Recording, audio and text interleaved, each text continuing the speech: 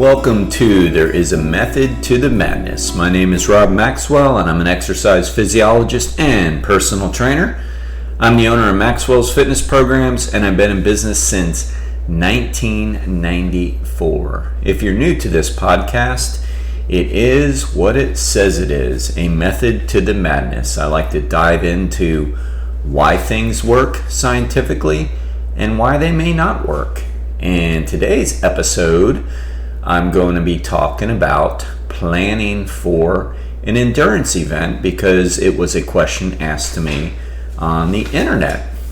Before I get into that, I want to thank our very first sponsor, Jonathan and Lynn Gildon at the Gildon Group at Realty Pros.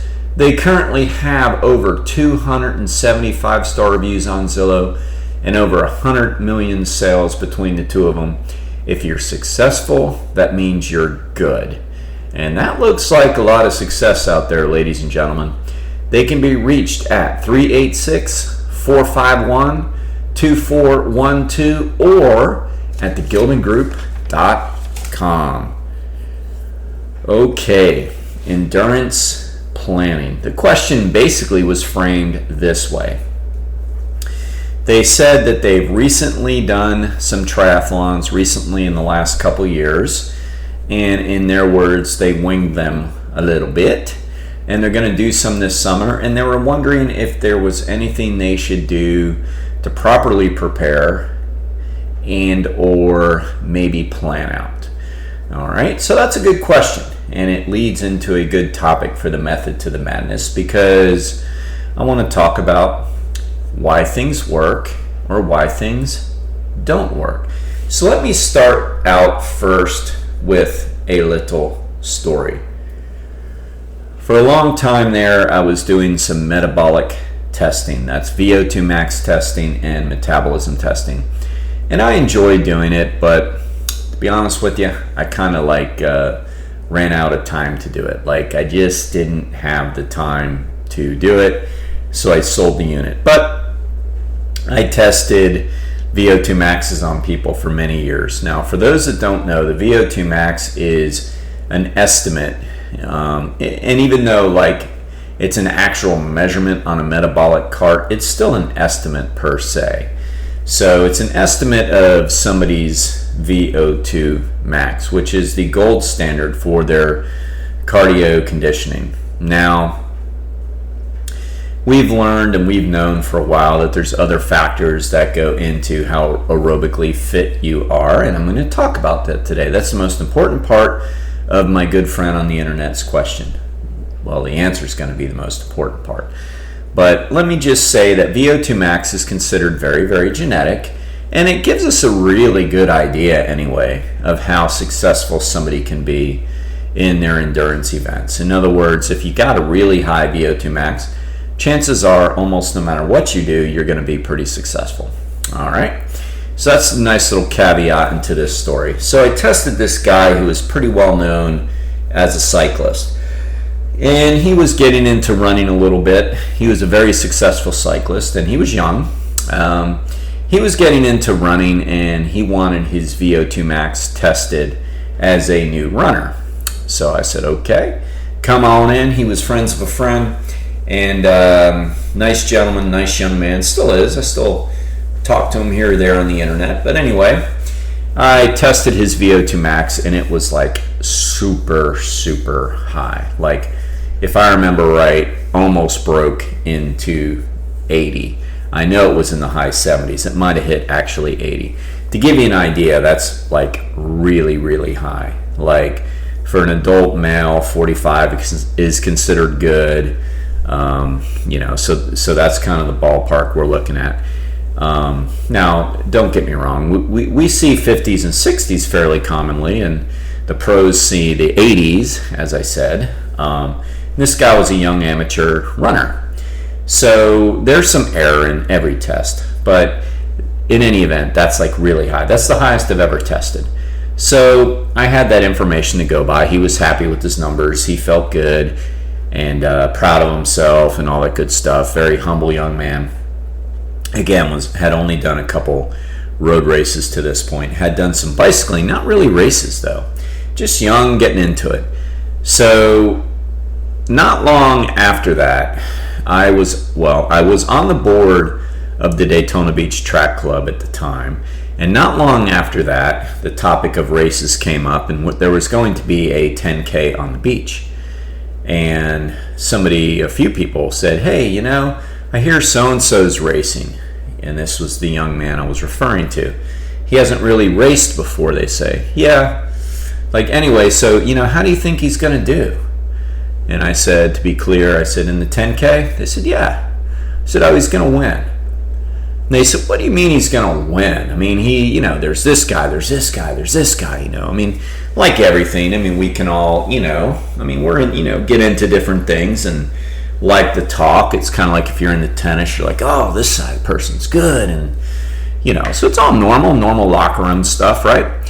So they wanted my opinion, being the fact I was a physiologist and they knew I knew the kid and all this. And I said, no, he's going to win. I said, well, what do you mean? I mean, he's done one other race. He did really well, but this is his first 10K.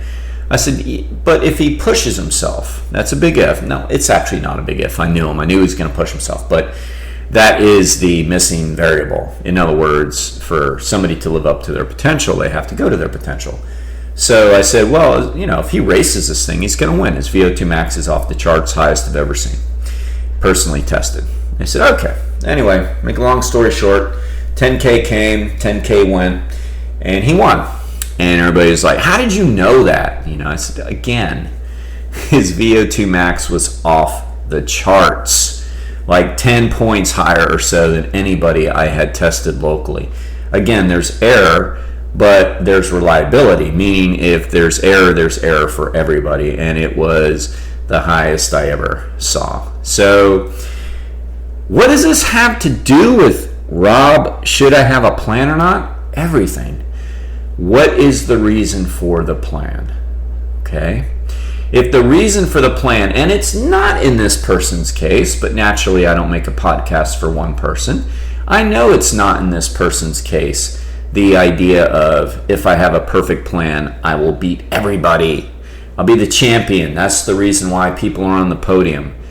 If that were the case, then no, a plan's not going to do you a lot of good. I mean, genetics and all that takes a huge precedence over everything. So we always have to be careful for our own motives, with our own motives. Like, do we think this is going to make me the next champion?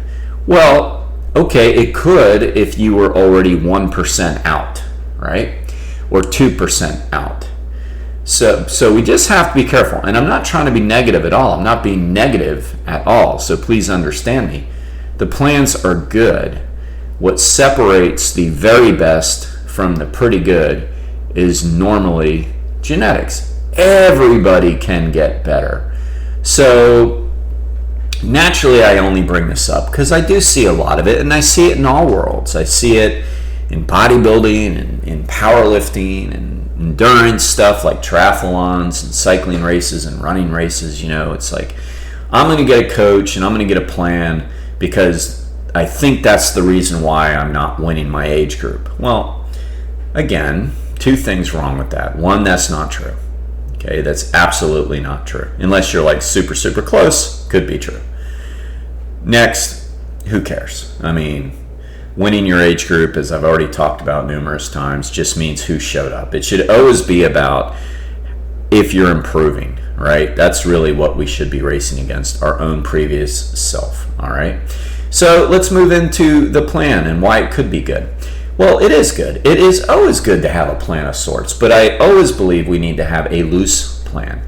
The reason for the plan would be, one, can you do what you're going to do safely and successfully? And two, does it help you to lead to your own greater performance? And if that's the case, yes, of course it's better to have a plan going into it. Now, when this person said they wing it, I don't really believe that because I know them. So I'm sure they were doing their swimming. I'm sure they were doing their biking. And I'm sure they were doing their running. No question. I know these people. It's a couple. So, I know that's not really winging it. Winging it would be, I saw a triathlon out there I don't even have a bike yet, but I'm going to borrow my friends and I'm going to go, get a swim cap and I'm going to go do a race. That's truly winging it. They train. They just might train not as structured as they think they should. Okay? So, yes, we should have some sort of an idea, a plan, call it what you will, going into it. So again, first thing is, can they do it successfully and complete the distance? If not, absolutely following some sort of expertise is critical. I mean, sometimes we overlook that, but this part I know they already know. What I mean on that is like, well, what should they expect in the water? Do they swim in the ocean? Do they swim in the lake? A lot of people absolutely may not know. Absolutely, you would need guidance on that. What do I bring with me to the transition area? What is a transition area? So if you're like really brand new and you have the equipment, but that's about it, absolutely, because it's going to take a lot of the anxiety out of it, knowing what to expect. Now, you don't always have to have that from a coach or whatever. This is still a fun sport. When I got into it, I was already a trained physiologist, but I had no clue really, what this crazy sport of triathlon was. And I just went by my classmates who had done some before me. They said, all these different things, just make sure you bring and back then we just wore Speedos, man. We didn't have padded shorts. Just bring your Speedo, bring a pair of goggles, bring your bike, bring your helmet, bring sunglasses. Back then it was like bring a bucket so you can dump your feet in, bring a towel. Then they showed me how to lay my towel out and put my helmet on it and put my shoes on it and put baby powder in the shoes so it dries your feet a little bit. Put some, back then it was like Vaseline and there was no Body Glide yet, so put some Vaseline on the tops of your feet and all this so you don't blister. But anyway, they show you the ropes and that's great, and there's something really cool about that community. People like to show other people what to do. So in that instance, absolutely, get somebody to show you the ropes. Again, in this case, they already know those things because they've done them and, whatever, they've had friends that do them. So the real part of a plan of structure that matters the most going into it is, first off, what do you need to work on yourself to be better? There are 3 parts of aerobic fitness, the only 3 things we can work on for endurance to actually become better at what we do. 1 is VO2 max. We're going to eliminate that one in a second, real quick. Number 2, anaerobic or lactate threshold. That's how well you tolerate lactic acid. That's how well your body can handle becoming anaerobic. Because if you're going hard enough, you're going to go anaerobic. Well, how high anaerobic can you go before you have to slow down? That's anaerobic threshold. That number, my friends, is critical. To give you an example, the great Lance Armstrong, say whatever you want about blood doping and all that, don't want to hear it. Yes, he's guilty. Of course he is. They all were. It's not what put him on the podium because they all were doping. Here's an incredible physiological stat about Lance Armstrong. Number 1, his VO2 max was 87. That is incredible. Number 2, even more incredible, I believe, his anaerobic threshold occurred at 97% of his maximum heart rate. That means he could go almost all the way to his maximum and still be aerobic. That is crazy. And my friends, that is trainable. The third thing that can improve us is economy of motion. That means things like running form, things like pedaling form, things like aerodynamics on the bike, rolling resistance on the bike. On the swim, how much drag do you have? In other words, do you lengthen your stroke, keep your chest pushed down into the water so your legs pop up on water? All that goes into economy. Think of gas mileage, right? It's insane right now, absolutely insane. So what do we want to do? We want to have more economical vessels, right? It's the same thing with the body. If we make ourselves more economical, we're going to go faster for the amount of fuel that we have. So if you're running the proper way, which is with short, choppy steps, not long, fatiguing steps, if you're keeping your elbows close to your body, and a slight tilt like you're running downhill, like those are all the things that make you more economical runner. Wearing lighter and more proper shoes are going to make you more economical. If you're doing that, you're doing more with what you have, okay? So the two things I would tell anybody that wants to get better to plan are work on those two segments of endurance: economy and motion, and more importantly, because this is what makes you more fit, your anaerobic threshold. And that will make you stronger at the events that you're wanting to do. Because I know that's what this person was implying. They've done a couple. In their minds, they winged them. So what they really mean is, I want to do them and I want to be my best, right? And that's great. We should all want to be our best. I mean, the one good thing about any sport is if you're really paying attention, there's always something to improve upon. And that should be what we go in the races thinking. You know, I want to be better at this than I was last time. And then evaluate. So, if you want to get more fit, it's the anaerobic threshold that you work on. Now, the VO2 max, let's throw it out because studies show it is so freaking genetic, and you can only train it up to 15% improvement your entire life. 15%. Yet a lot of these Yahoo coaches have their athletes doing like repeats at VO2 max to raise their VO2 max. Really? You're just beating the hell out of them because VO2 max intervals are basically all out and there's very little in return. So, you know, that's silly, but again, the method to the madness says, what the hell are you doing? If it's 15% trainable, why are you killing yourself doing it? Well, the answer is you didn't know better and neither did your coach. So throw it out. Don't worry about VO2 max. It is what it is, all right? There's been study after study after study that has shown that there's people with high anaerobic thresholds that'll beat the tar out of people with high VO2 maxes. Apples for apples. So, and the other cool thing about anaerobic threshold is it's trainable, very trainable, over 50% trainable. That beats the hell out of 15%. 50% trainable, you can improve it. And here's how. If you do, not all out, but harder, like harder than your comfortable days, maybe somewhere around your race pace in all of the disciplines of swim, bike, run. Repeats. Not very long, 30 seconds, a minute, 2 minutes, whatever. But the real key is the recovery. You know, physiologists, well, not physiologists because they actually talk about in the right terms. Personal trainers and coaches sometimes focus on the, you know, do 10 repeats. Well, how much recovery? It doesn't matter. It matters. It is how you improve. Focusing on the recovery is how you improve. In other words, you can do a really hard minute, like run maybe 30 seconds faster than your race pace average, but then take like 4 minutes off. It's going to do nothing for you. So yes, recovery times matter. So if you want to improve your anaerobic threshold, it should always be a 1-to-1 ratio or less. In other words, 30 seconds hard, 30 seconds easy. 1 minute hard, 1 minute easy. And if you really want to improve it in time, you don't increase the speed, you decrease the rest interval. Minute on, 30 seconds off. Minute on, 30 seconds off. 30 seconds on, 15 seconds off. 30 seconds on, 15 seconds off. You're like, but that's hardly any recovery. Right.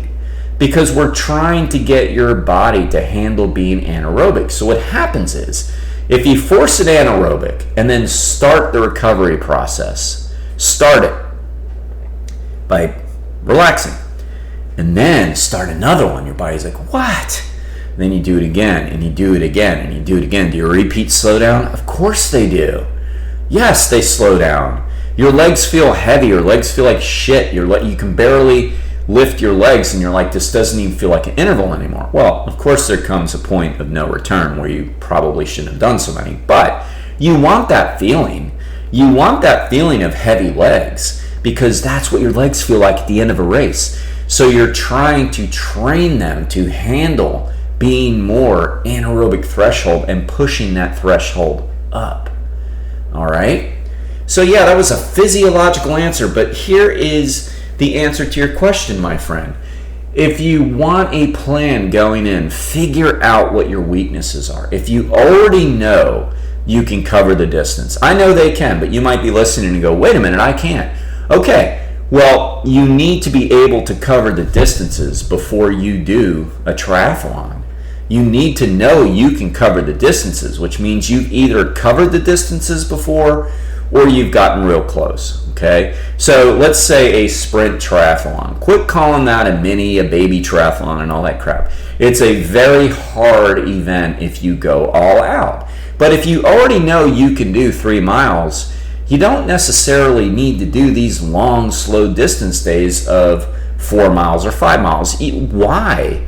That's not going to improve your time. You know you can run 3 miles.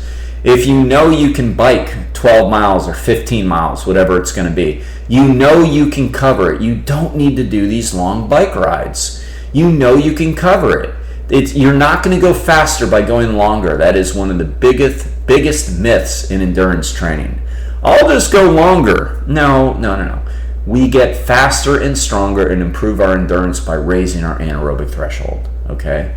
If you know you can swim the 400 yards, if you know you can swim the 500 yards, or the half mile if you're doing a slightly longer sprint, you know you can cover it. Great. Don't worry about, like, now I got to do 3,000 yards to cover this. No.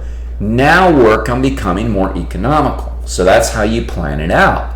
I know I can cover it, Rob. What do I do? Okay. So now do 1 to 2 workout, maybe more if you like it, but you don't have to. I like the 2-2-2 plan personally.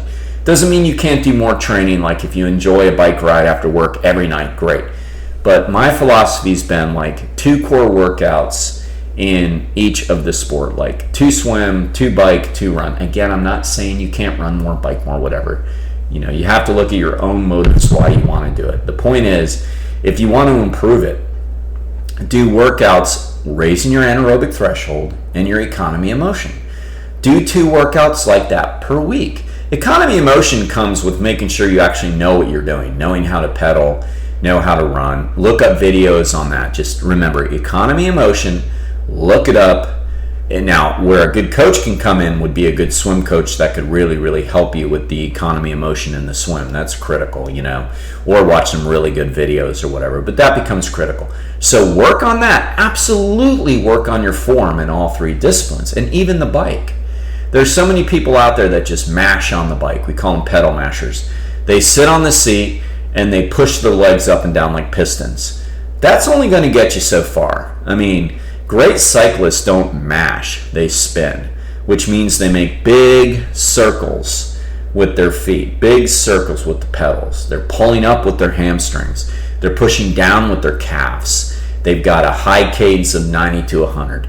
They learn that by doing that, they're more economical. They're not recruiting as much muscle fiber, which is what's going to fatigue them. Because you recruit more muscle fiber, you're getting yourself more anaerobic. You get more anaerobic and you can't tolerate it, you slow down. So one thing we can do is improve the economy of motion. So going into your triathlon, number 1, here's your plan. Learn the proper form of everything. All right, YouTube videos. Go online, look for things. Hire potentially not a coach that's going to plan everything out for you. I think that gets, yes, I've even done that for people. I'll do that for people, but most importantly, get a coach that will help you with form. If you feel like you need one, if you already feel like your swim stroke is good and all that, don't worry about it. But that's the first part of your plan. All right? Learn what the proper economy is for the 3 disciplines. Secondly, make sure you're doing 1 to 2 anaerobic threshold workouts per sport per week. That could be a lot, but you don't have to overdo it. That doesn't mean hour workouts, The anaerobic portion can be like 10 to 20 minutes of a workout. Warm up, do some intervals for 10 to 20 minutes, cool down. So it doesn't have to be all this work. That's the other myth. It is work, trust me. It's hard. The other day on a run, I did 12 times 30 seconds hard, 30 seconds easy. That's 12 minutes worth of hard running, right? Big deal, right? No, it's a big deal. Number 8 rolls around, I'm like, oh, shit. Why didn't I say 8 today? So don't get me wrong. It's work because you're working hard and that rest feels like it went by in 3 seconds. So it's work, but like everything, it's quality work that leads to improvement, not quantity.